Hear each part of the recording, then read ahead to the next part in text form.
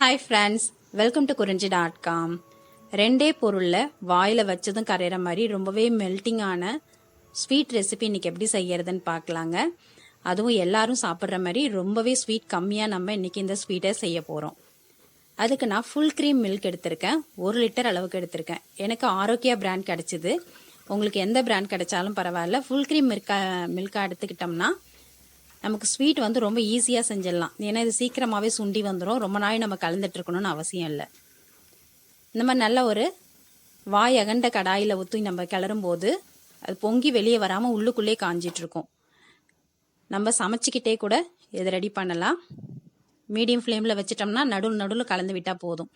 இந்த பால் வந்து இந்த அளவுக்கு கொதி வர்ற வரைக்கும் மட்டும் நம்ம கலந்துக்கிட்டே இருக்கணும். ஒன்ஸ் கொதிச்சிருச்சுன்னா அதுக்கப்புறம் நம்ம மீடியம் ஃப்ளேமில் வச்சுட்டு அப்பப்போ கலந்து விட்டால் போதும். இதில் நம்ம நெய்யும் சேர்க்க போகிறதில்ல, வேறு எதுவுமே கிடையாதுங்க. பாலும் சர்க்கரை. அதுவும் சர்க்கரை பார்த்தீங்கன்னா நம்ம பால்கோவாலாம் செய்யணும்னா ரொம்ப அதிகமாக சர்க்கரை தேவைப்படும். இன்றைக்கி நம்ம ரொம்பவே கம்மியான ஸ்வீட்டில் அவ்வளோ ஒரு டேஸ்டான ஸ்வீட் ரெசிபி எப்படி பண்ணுறதுன்னு பார்க்கலாம். இந்த மாதிரி பால் வந்து கொதிச்சு வெளியே வராமல் அடிக்கடி கலந்து விட்டுக்கிட்டே இருங்க. அடிக்கடி இந்த ஓரங்களை எடுத்து விட்டுக்கிட்டே இருங்க. பால் நல்லா சுண்டிடுச்சு. நம்ம ஃபுல் க்ரீம் மில்க்ன்றதுனால ரொம்பவே சீக்கிரமாக இது ரெடி ஆகிடும். இப்போ நம்ம இதில் ஒரு 4 டேபிள் ஸ்பூன் அளவுக்கு மட்டும் சர்க்கரை சேர்த்துக்கிட்டா போதும். அதுக்கு மேலே நம்ம சர்க்கரை சேர்க்கணும்னு அவசியம் இல்லை. 4 டேபிள் ஸ்பூனுன்றது 1/4 கப்பு அளவு வரும்.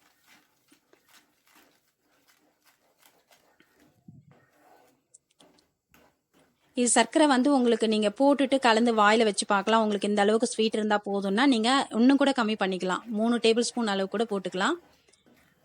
அவ்வளோ ஒரு டேஸ்ட்டாக ரொம்பவே மிருதுவாக இருக்குங்க இந்த ஸ்வீட்டு. அதுக்கு நமக்கு ஒரு ட்ரிக்ஸ் இருக்குது. நான் என்னன்னு வீடியோக்குள்ளே சொல்கிறேன். இப்போ நம்ம பாலில் இந்த மாதிரி செய்யும்போது அது வந்து கொஞ்சம் திரியாக இருக்கும் இல்லைங்களா? இந்த மாதிரி திரியாக இல்லாமல் நமக்கு ரொம்ப மிருதுவாக நம்ம கடைங்கள்லாம் கிடைக்கிற மாதிரி அகர்வால் ஸ்வீட்லாம் கிடைக்கிற மாதிரி ரொம்ப மிருதுவான ஒரு ஸ்வீட் செய்யணும்னா இந்த மாதிரி அடித்தட்டையான ஒரு கரண்டி எடுத்துக்கோங்க. அதால் இதை வந்து நல்லா வந்து தேய்ச்சி கலந்துக்கிட்டே இருக்கும்போது அதில் இருக்க அந்த கட்டிகள்லாம் உடஞ்சி நல்லா மிருதுவாகிடும். மழன்னு இருக்கும். நம்ம சாப்பிடக்குள்ள அவ்வளோ டேஸ்ட்டாக இருக்கும் இது.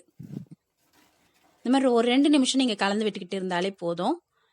நம்ம பால்கோவாலாம் செய்யணும்னா ரொம்ப டைம் எடுக்கும். அது சர்க்கரை நம்ம அதிகமாக மேலெலாம் தெரிச்சிக்கிட்டு கலந்து விட்டுட்டு ரொம்ப கஷ்டப்படுவோம். ஆனால் இந்த ஸ்வீட் செய்யறதுக்கு ஒரு 10லேருந்து 15 நிமிஷம் ஆகுங்க. நம்ம பால் வந்து எந்த அளவுக்கு ஹை ஃப்ளேமில் வச்சு காய்ச்சிரமா இல்லை மீடியம் ஃப்ளேமில் வச்சு காய்ச்சிட்டு இருக்கோமா அந்த டைமை பொறுத்து இருக்குது. நீங்கள் நல்லா ஹை ஃப்ளேமில் வச்சுக்கிட்டே இருந்து செஞ்சிங்கன்னா ஒரு 15லேருந்து 20 நிமிஷத்துக்குள்ளே இந்த ஸ்வீட் ரெடி ஆகிடும் நமக்கு.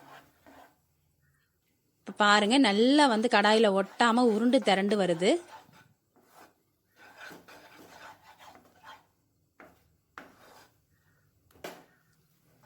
நம்ம அந்த பால் வாங்குகிற செலவு மட்டும்தான் நமக்கு. இந்த மாதிரி ஒரிஜினலான பாலில் ஸ்வீட் செஞ்சதை நம்ம கடையில் வாங்கினோன்னா ரொம்ப காஸ்ட்லி. ஆனால் வீட்டில் ரொம்ப ஈஸியாக நம்ம இந்த ஸ்வீட்டை செஞ்சிடலாம்.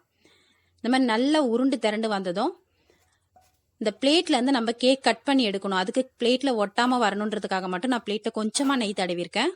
அந்த பிளேட்டில் இதை வந்து நம்ம எடுத்து போட்டு நல்லா அழுத்தி விட்டுடுங்க. இந்த மாதிரி ஃப்ளாட்டான ஒரு கரண்டி வச்சு அழுத்தினோம்னா எல்லாம் ஒரே ஈவனாக இருக்கும்.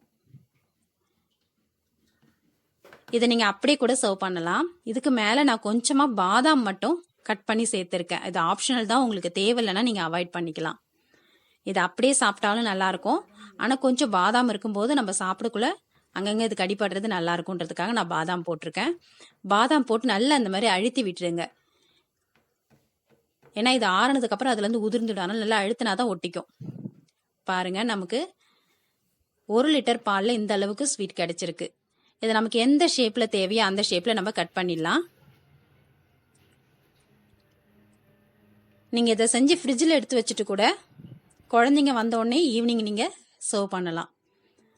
பாருங்கள், நம்மளோட ஸ்வீட் கேக் ரெடி. பார்க்கும்போதே சாப்பிடணும் போல் இருக்கக்கூடிய இந்த ஸ்வீட்டை நீங்களும் உங்கள் வீட்டில் செஞ்சு உங்கள் குழந்தைங்களோட சாப்பிடுங்க. இந்த ரெசிபி எப்படி வந்ததுன்னு சொல்லிட்டு உங்கள் கமெண்ட்ஸை கமெண்ட் பாக்ஸில் சொல்லுங்கள். இந்த வீடியோ உங்களுக்கு பிடிச்சிருந்தா லைக் பண்ணுங்கள், ஷேர் பண்ணுங்கள், சப்ஸ்கிரைப் பண்ணுங்கள். உங்கள் ஃப்ரெண்ட்ஸ் அண்ட் ரிலேட்டிவ்ஸோட இந்த வீடியோவை ஷேர் பண்ணிக்கோங்க. நன்றி, வணக்கம்.